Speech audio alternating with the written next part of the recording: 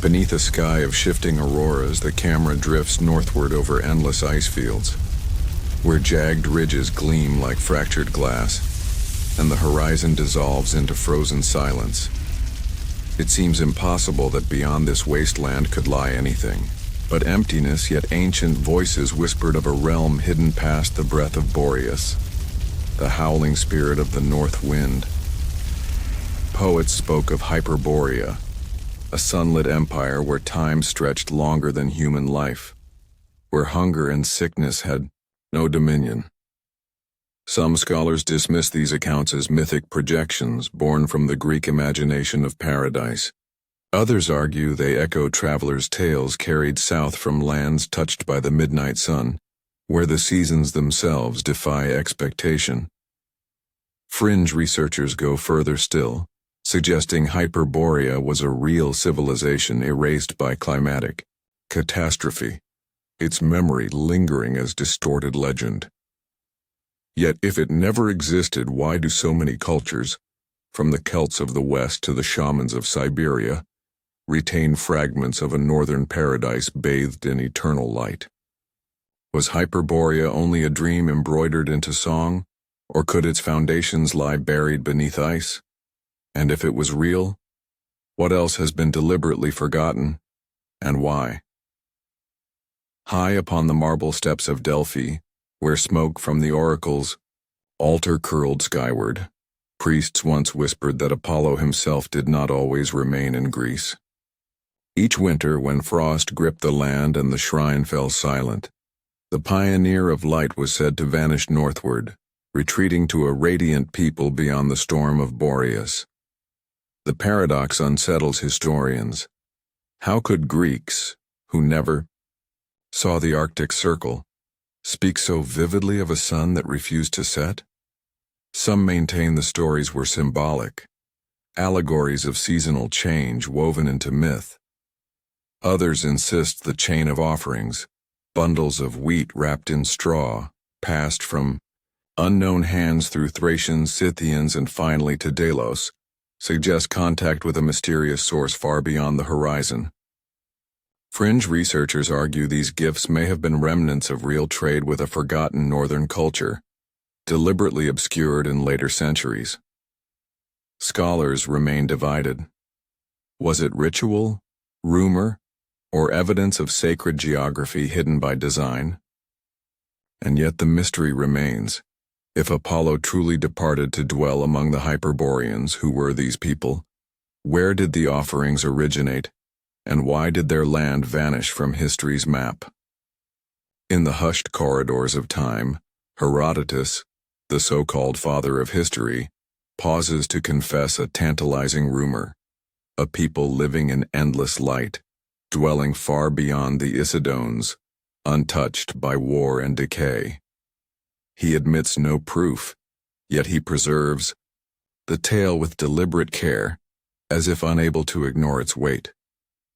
The paradox unsettles modern scholars. Why record legends with such precision if no evidence existed? Some argue Herodotus merely collected the myths of traders and poets, scribbling echoes without judgment.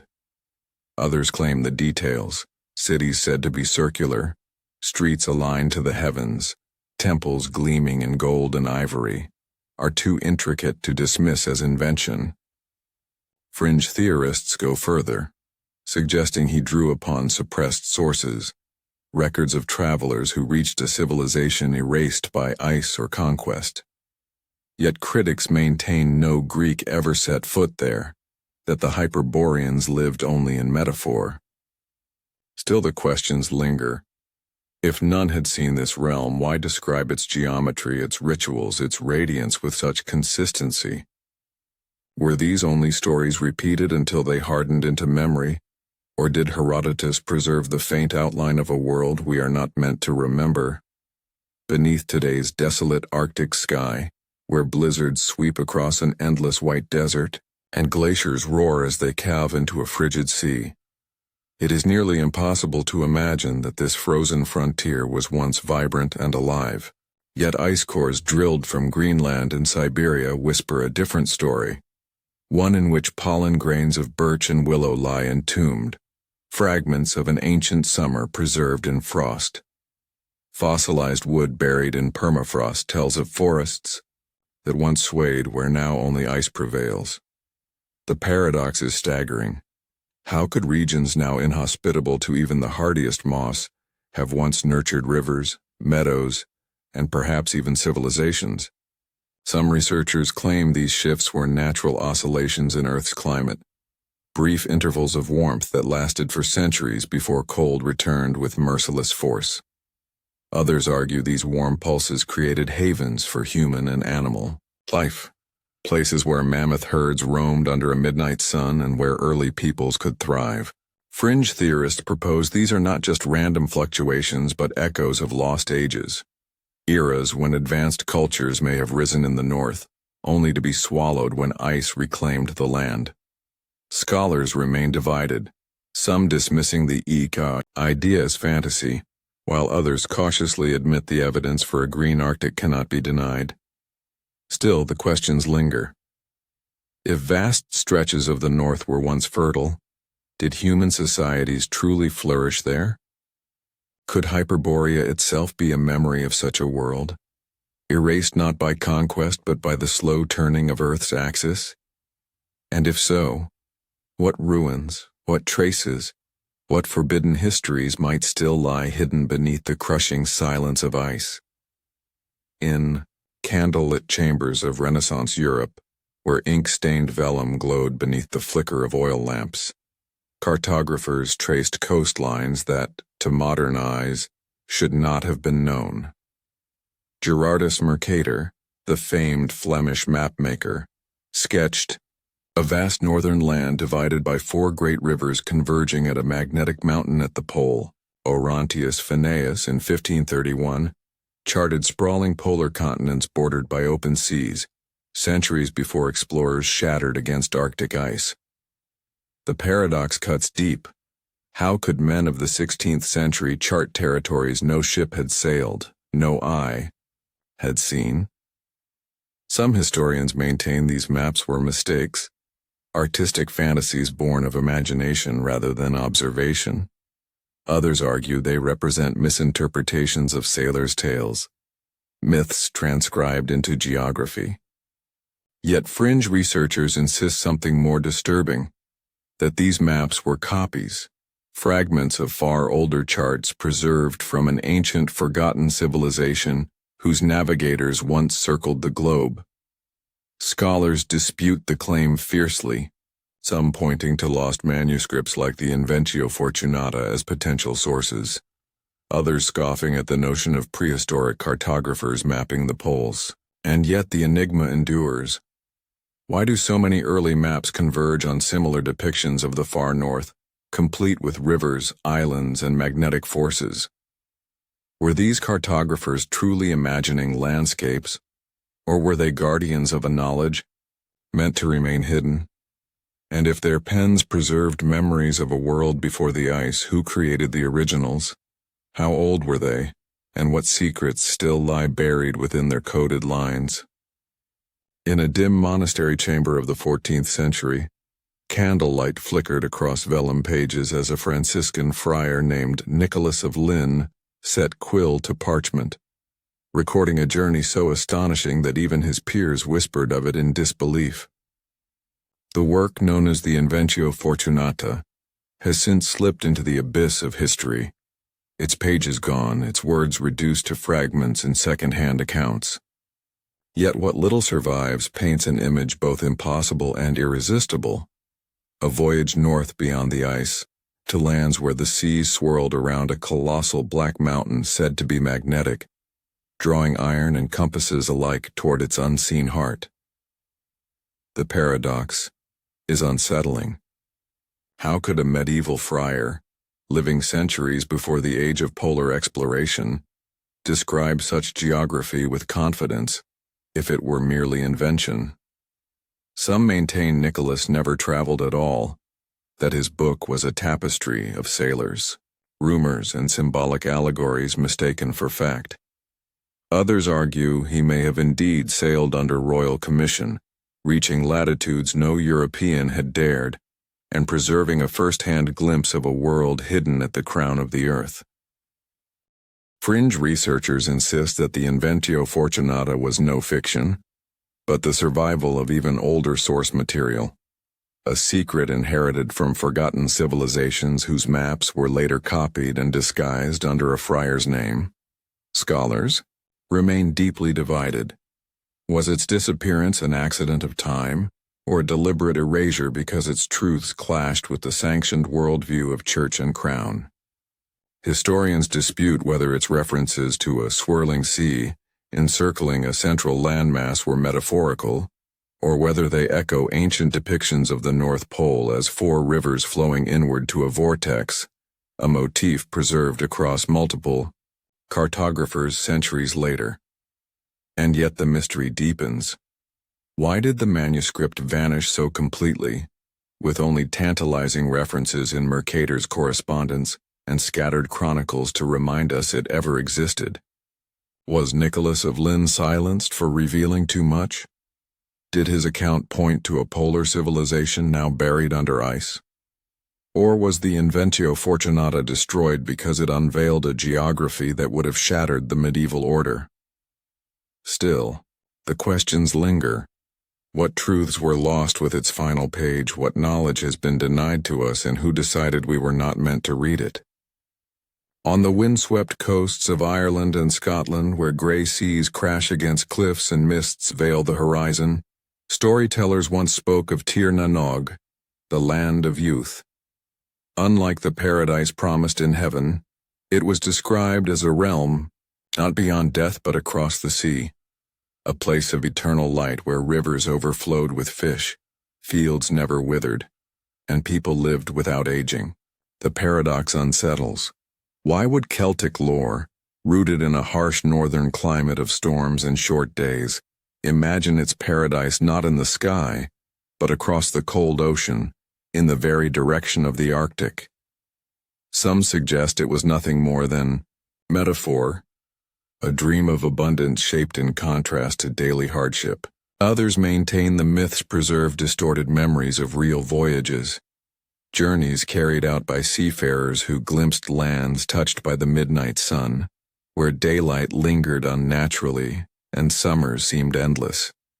Fringe theorists propose that Tir na Nog, far from being myth alone, encodes the same archetype found in Greek accounts of Hyperborea and Norse tales of Thule, a cultural memory of a northern realm bathed in strange light. Scholars still debate whether the youth described was symbolic, an allegory of spiritual renewal, or an echo of reports about real people whose lives seemed longer, healthier, untouched by the diseases of more southerly lands. Others claim the descriptions of abundance, fields without plow, rivers spilling with salmon, are too geographically specific to dismiss as pure imagination, hinting instead at encounters with fertile northern landscapes during rare warm intervals of the Ice Age. And yet the enigma endures. If multiple cultures, separated by distance, remembered a luminous northern land, were they all drawing from a shared human memory of an Arctic once green and habitable? Or did sailors of the ancient world truly stumble upon remnants of a lost civilization, later transfigured into myth? And if so, where exactly was this land of youth? Why does it echo the Hyperborean paradise?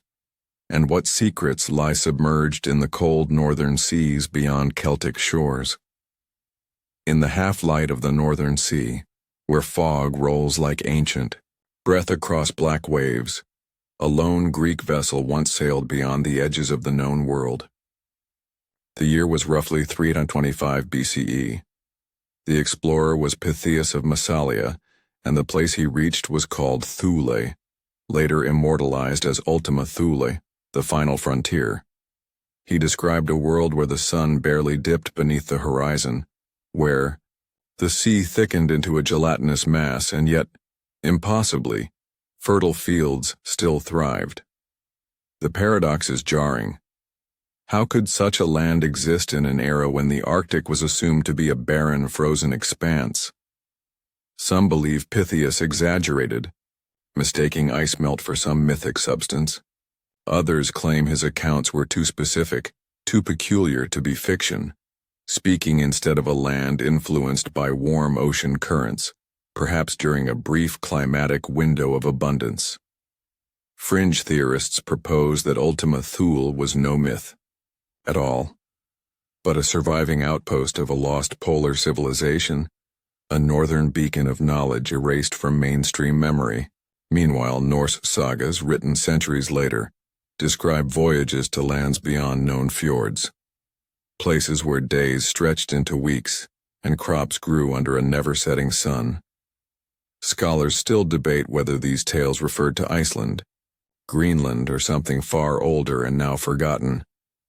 Historians dispute the coordinates of Thule, with some arguing for the Shetlands, others for Norway, and a few daring to suggest it lay even beyond the Arctic Circle. And yet the mystery remains. How could so many cultures across time converge on the same vision of a luminous, fertile land at the top of the world? Were they recalling the same place through different names? Did Pytheas stumble upon a world meant to remain hidden? Or is Thule the cultural memory of a civilization erased not by time alone, but by deliberate suppression? Still the questions linger. What was Ultima Thule truly? Why did the Norse and Greeks describe it in such similar terms, and what relics of that forgotten land might still lie buried beneath the ice and ocean beyond our maps? In the remote tundras of Siberia, where reindeer tracks wind through frozen silence and the horizon glows faintly with auroral fire, ancient voices still echo in the oral traditions of the Nenets and Chukchi peoples. These nomadic tribes speak of a place far to the north, now swallowed by ice, where rivers once ran broad and gentle, where summers lingered unnaturally long, and the air shimmered with light. The paradox is chilling. How could their ancestral homeland, now a realm of permafrost and scarcity, once have been described as abundant, radiant, and warm? Some suggest these are merely symbolic myths, allegories of spiritual migration. Others insist they are inherited memories, passed down through generations, recalling real landscapes experienced during brief interglacial periods when the Arctic bloomed with grasses and forests. Fringe researchers propose that these legends preserve the last traces of a sophisticated Arctic society, erased by a sudden climatic collapse and buried under centuries of snow and ice. Scholars remain divided. Some claim the stories are too vague to be tied to real events, while others note their geographic precision and recurring motifs. Unfrozen seas, foreign visitors, and rivers teeming with life. Historians dispute whether such oral accounts can be trusted as historical records, yet their consistency across tribes separated by vast distances is difficult to dismiss. The Chukchi even speak of strangers arriving from across the northern sea, bearing tools, fabrics, and knowledge unlike their own, echoes perhaps of contact with an advanced culture now lost. And yet the enigma endures. Were these strangers remnants of a forgotten Hyperborean civilization? Did the Nenets and Chukchi once inhabit lands now entombed under the polar ice cap? Or are their memories windows into a chapter of human history that mainstream science has yet to open? Still, the questions linger. How much truth hides within the songs of the tundra? What ancient world lies beneath the Siberian frost? And why do the oldest memories point always toward a radiant land that no longer appears on any map? Across the desolate expanse of the Siberian Arctic, where winds carve frozen plains and ice-bound seas groan under the weight of centuries, lie fragments of a human story that should not exist. On Jokhov Island, isolated and battered by blizzards, archaeologists unearthed evidence of settlements dating back 8,000 years. Sled runners crafted with precision, trade goods carried from distant lands, and the bones of dogs so carefully bred that they represent the earliest known evidence of domesticated sled teams. The paradox is chilling.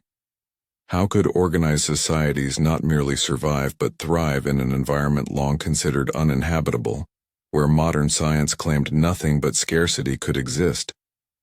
Some suggest these communities were extraordinary adaptations, small groups that mastered survival against impossible odds. Others argue the sophistication of their tools, the reach of their trade networks, and the deliberate breeding of animals points to something far greater, an organized culture with knowledge far beyond what history credits to the Stone Age. Fringe theorists go further still, proposing that these Arctic societies may have been inheritors of an even older lost tradition, their skills fragments of an erased Hyperborean civilization. Scholars remain divided, with some maintaining the finds prove human resilience, while others whisper they reveal a suppressed chapter of history, too disruptive for mainstream narratives. The Yana River site adds even deeper mystery, 27,000-year-old. Ivory beads, hunting tools, and evidence of structured camps, suggesting a thriving population in the Ice Age North, when textbooks insist survival there was impossible. Historians dispute whether these finds are anomalies, rare sparks of human ingenuity, or the fingerprints of a culture erased by advancing glaciers. And yet the mystery deepens. If these people mastered the Arctic thousands of years before recorded civilization, who taught them? Did they arise independently, or were they echoes of a forgotten empire? Still, the questions linger. How did they achieve such skill in such hostile conditions? Why do their discoveries resemble legacies rather than beginnings? And what truths lie buried beneath the permafrost waiting to be unearthed? High above the polar horizon, where night and day blur into endless twilight, certain stars never set. They circle eternally, unwavering, as if fixed by cosmic design. The Greeks linked Hyperborea to Apollo, the pioneer of light, whose journey was tied to the north and to the heavens. Ancient accounts describe Hyperboreans not simply as a people of abundance but as guardians of sacred wisdom, their temples oriented to the circumpolar sky. The paradox unsettles. Why would cultures separated by oceans and millennia, Greeks, Egyptians, Druids, even Arctic shamans, place such reverence upon stars that never dipped beneath the horizon? Some believe these alignments were natural symbols of constancy, used to mark the passage of time. Others argue they were far more deliberate, part of a network of monuments stretching across the world, from Stonehenge to Giza, all calibrated to track celestial cycles.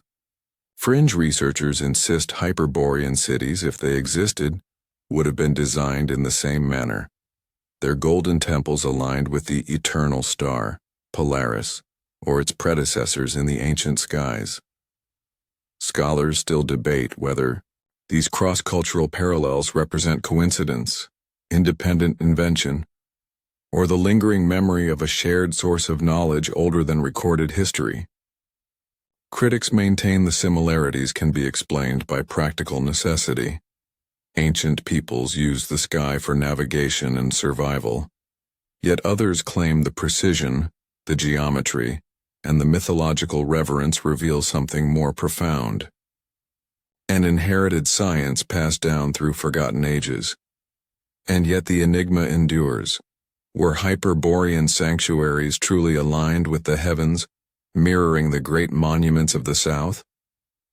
If so, did they possess astronomical knowledge we have lost, or were they preserving traditions gifted from a civilization even older still? Still the questions linger. Why do myths consistently tie Hyperborea to eternal light? Why do so many sacred sites point skyward in unison?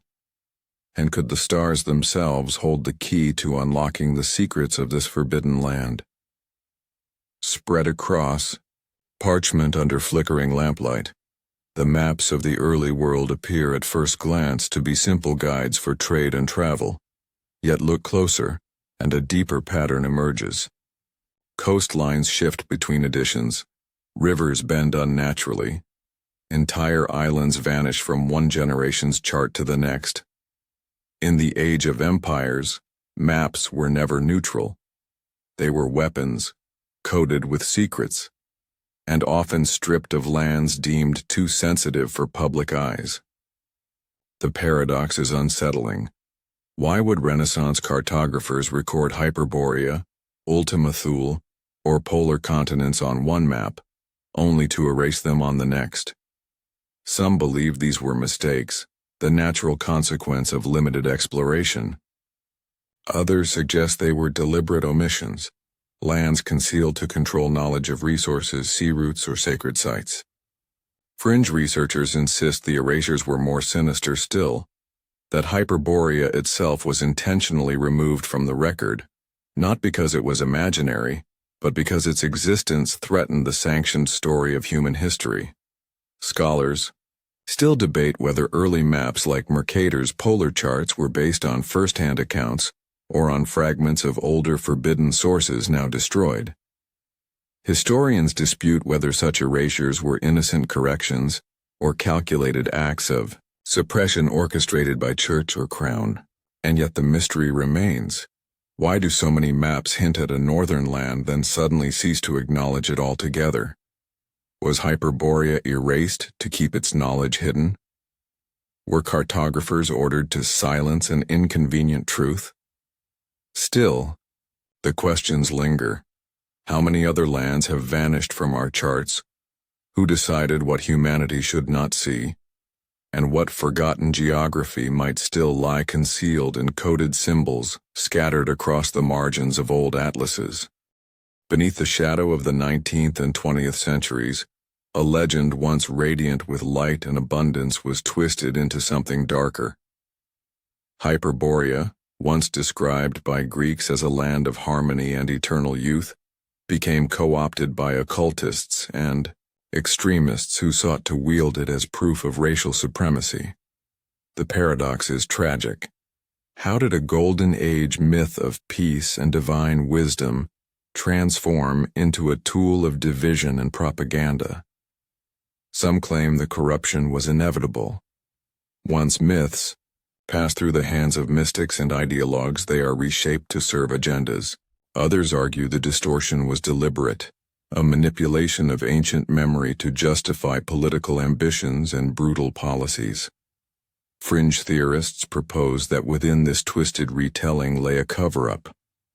By associating Hyperborea with false ideologies, the true story of its existence was buried, dismissed by scholars unwilling to approach a subject tainted by extremist misuse. Scholars remain divided. Some maintain Hyperborea was always myth.